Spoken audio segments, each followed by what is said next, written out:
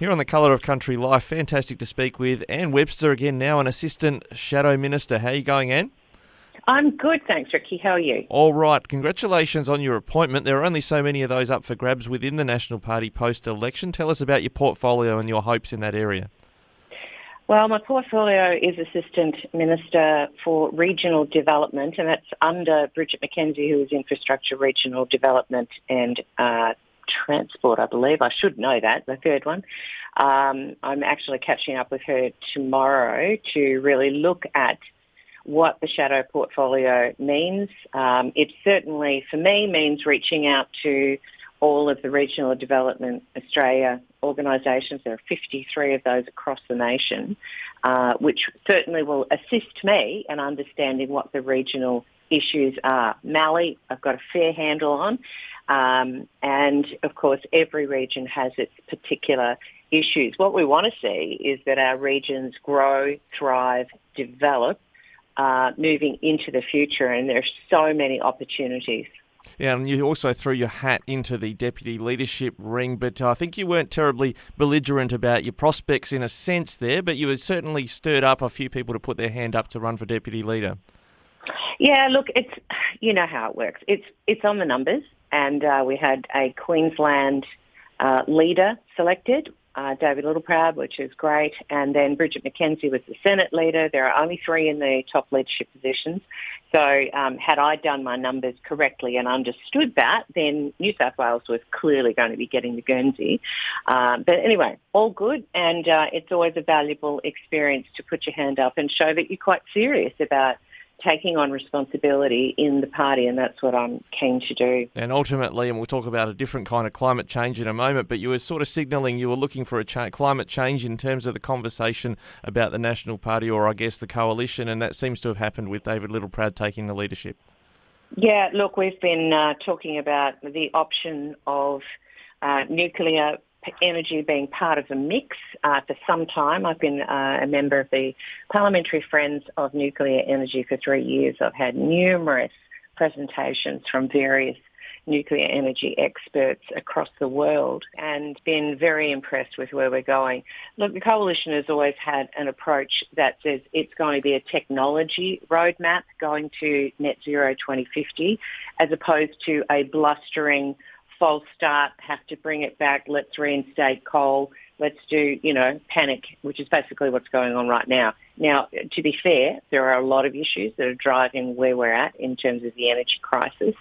But I think that the teal-green approach to jump the gun on ruling out or wiping out the fossil fuel industry is a nonsense, and it's been proven to be so by the current circumstances that Australia is facing.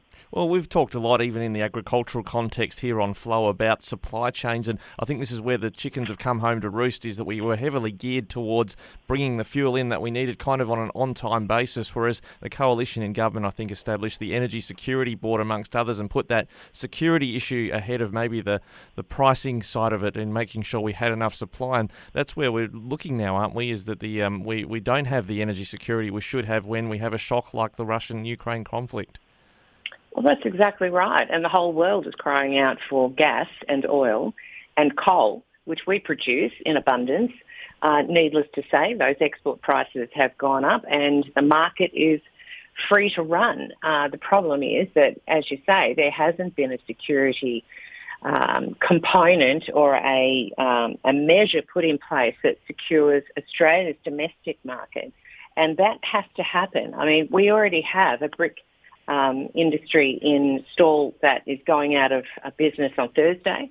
That's 22 jobs. It's 22 families, mortgages that will be now running for, to find a job somewhere. We want them in the regions. We want our industries and our manufacturing industries in the regions. The only way that's going to happen is if we can supply and ensure reliable, affordable and sustainable energy into the future. We're not talking about solar panels on roofs of houses here. We're talking about process heat, which allows industries such as, and one of the other brick companies down there who's using over 8,000 gigajoules of gas a year. And you don't get that by solar. Yeah, and that's what you're Go. getting at, is that business is one that's clearly identified that gas was, the price of it was the, I guess, the straw that broke the camel's back. Could I put it that way? That's putting them out of business? Oh, look, absolutely. And then, then we can talk about basic wages and AWU's push. And look, honestly, I could go on. We're not in a happy place at this point in time. And across most sectors, we have labour shortage, and we have labour shortages in every sector. It doesn't matter whether it's coal, whether it's in agriculture, whether it's in the health space, hospitality, education. We have a desperate need for workers. And, the energy crisis that we're going through right now exacerbates an already difficult place for small business. Well, back on energy, this Energy Security Board was one of the things that were implemented, I think, under Angus Taylor as Energy Minister, but also this intervention in the spot market around Thursday last week, where they said, look, we're going to stop the trade. That had a fair sort of security element to it. I think that's unprecedented in Australia for that AEMO to intervene and stop the trading in the market, so we had reliable supply. Yeah, look, it's an interesting space in that you just don't realise that the Australian Energy Regulator, for example, is in place, or the role of AEMO, or the role of various other bodies, and what controls and levers they have. We have a free market environment for our energy. I am not ideologically opposed to that. But there come times like this where you think, well, maybe there need to be some further government interventions to ensure that our energy can be supplied at a price that people can afford. So, look, I think this is we're in a state of flux, really. A lever has been pulled. We'll see how it all pans out. There have been some insinuations by some ministers about, perhaps the generators playing games. I don't know about that. I certainly have no evidence that that's so. And I think we just need to watch this space. Now, you mentioned the levers that are available. One that's been banned for, I think, close to or even more than 30 years is the nuclear option that you mentioned previously. So we don't have a free market in the sense that nuclear's been banned for that long, and that's probably the lifetime it would have taken to establish a pretty major nuclear generating capability, given that we've got significant uranium reserves in Australia. Absolutely. And I think media is going to be really incredibly important in this space. At the Nationals, we are pushing for a dialogue with community, a dialogue obviously with investors, a dialogue that has to include Labor. This must be a bipartisan agreement to lift the moratorium so that investigation can go forward. Now, people can throw out one-liners that nuclear is ridiculously expensive.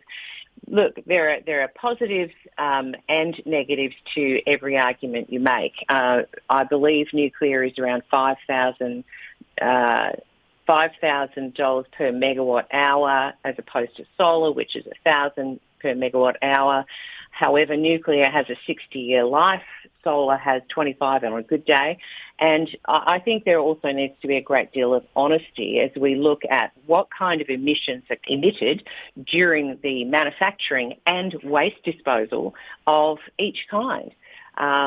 In terms of nuclear going forward, we have to understand Australia is not Europe. We are not Japan. We're not even America. We have a very stable continental shelf. That means it's actually well built for containing waste into the future. I am by no means a physicist and certainly can't speak about the detail, but I'm very interested in what can we do to ensure we have that reliable, affordable, sustainable energy into the future. And it is moving in the direction of a cleaner future, because that is clearly where we're going as a globe. I think the worst thing that we could do is use the panic language of the left to incite the shutdown of coal and gas and put us in a position where we literally blow up our economy. That would be a disaster, and certainly nothing that I support. You can let me know if this has already been done, but within Parliament, wouldn't there be the scope to bring the experts in and settle once and for all what is the carbon footprint across whole of lifespan, not only across all those technologies you mentioned, but batteries as well on a grid scale? When you look at Griffith, I think they're going to put in the biggest battery storage. They might argue that nuclear's window is closed because battery can sort of, if we can get them big enough, we can cover our load. I've not heard yet any evidence that batteries, other than Snowy 2 in terms of hydro, will be able to store the kind of energy that we need to store per the chance that the wind stops blowing and the sun stops shining for any period of time. I am interested that Malinowskis is looking at hydrogen energy provided by the state, not private industry, ensuring energy into the future. I'll be interested to see what actually happens there. I just think that there is a lot on the table, and there are opportunities with regard to investigating nuclear, looking at what the world is doing, and yes, I hear about all the nuclear power stations that are closing down. There are also some that are ramping up, and I think small modular reactors are the future, and certainly work in a very large geographical space like Australia with small population, pockets of population other than the East Coast. I think there's a tremendous amount of scope for small modular reactors and the ability to store waste in very safe ways for hundreds of thousands of years. Well, after the federal election where there was a change of government, the then opposition, now government, claimed that climate wars are over, but maybe they're not just yet when it comes to energy. Oh, I don't think so. Just on the I don't think so. Just on the energy front, I want to segue to transport with you in a moment, but this announcement by Qantas and Airbus to invest $200 million of US dollars in establishing, in effect, a biofuels production capability so they can reduce their carbon footprint looks like a boon for our canola growers, because it's just going to add another buying source of canola in Australia. I think it's very exciting. I've been talking with industry and talking with research for the last couple of years about how do we have manufacturing, value-adding manufacturing for biofuels in Mali. And obviously we're huge growers of canola, so why not develop the manufacturing business here in Mali? That's what my push will be. And was that an opportunity? You mentioned Mali, situating it next to a Murray Basin rail project that's finally sorted out with some federal funds to get that canola not only and the biofuels moving to where it's needed at the airports. Well, Murray Basin Rail completed. No, I don't think it is. And the announcement that has been made this last week is almost a rehash of a rehash. I am still very concerned that the Murray Basin Rail project is far from complete. You could almost say that stage 1, stage 2 is almost there, except that the speeds are not there. The axle loading is not available, and still 2100 is not available to be transported. Of course, stages 3, 4 and 5, the Menangatang Sea Lake line's not being standardised, the direct Ararat-Dering Gap link, which will shorten the trip to be able to be a 24-hour turnaround, which actually matters enormously to many of our industry. That is not in the picture. I think that there have been statements that are convenient for the Victorian government, even statements like, let's just not call it the Murray Basin Rail Project anymore because it's got a bad taint to it or a smell to it. That doesn't change the fact that this has been a failure. And I go back to 2015 where Daniel Andrews claimed and stated that he would be completing and delivering the Murray Basin Rail Project in full to standardise and upgrade the entire, I use that word deliberately, entire Murray Basin Rail network in his first term of government. Well, newsflash, that hasn't happened. And I will be doing everything I can for the many, many stakeholders involved who desperately need that freight rail to be functioning to make sure that the pressure continues on the Victorian government to deliver. Because what we have, in point of fact, is higher emissions, terrible road damage, And again, it might be news to Premier Andrews that putting a sign out and saying 60 kilometres an hour for a stretch of a highway, because it is so badly destroyed by trucks, is not a solution.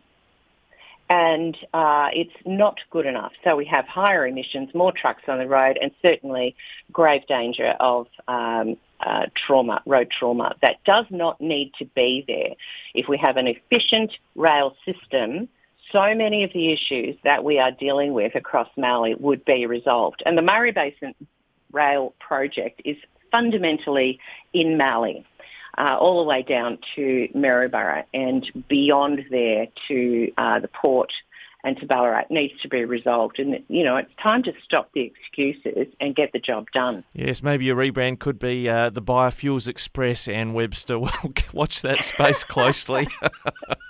Thanks very much for your time today, Anne. We appreciate it. No worries at all. Thanks, Ricky.